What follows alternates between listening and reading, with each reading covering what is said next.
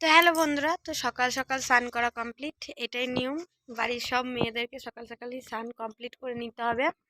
আর এই দেখো, এইদিকে তুলসী তলায় মা সব কিছু এনে এখানে রেডি করে রেখে দিয়েছে, পুজোর সব কিছু। আর এই দেখো, এই ঝুড়ির ভিতরেই সব কিছু আছে, ফল কেটে ফুল সব কিছু আর কি এই ঝুড়ির ভিতরে রেখেছে। কারণ এদিকে প্রচুর হাঁস সারাক্ষণ খালি যায় আসে, তো মানে মুখ দিয়ে দেবে, নষ্ট করে দেবে, তো তার জন্য ঝুড়ি দিয়ে মা ঢেকে রেখেছে। তো এখানে মা সব রেডি করে রেখে দিয়েছে। এবার খালি ঠাকুরমশাই আসবে, ঠাকুরমশাইয়ের আসার অপেক্ষা।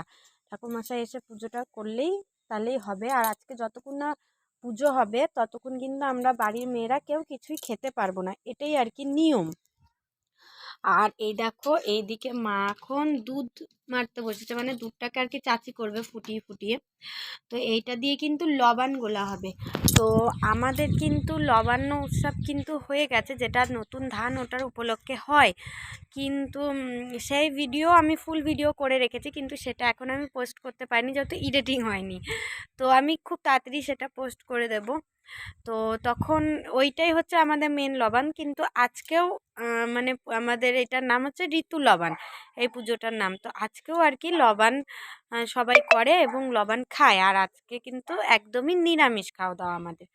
তো দেখা যাক ঠাকুরমশাই এখন কখন আসে, ঠাকুরমশাইয়ের আসার এখন অপেক্ষা আমাদের। তারপরে বাকি কাজ। চলো, আবার পরে কথা বলছি।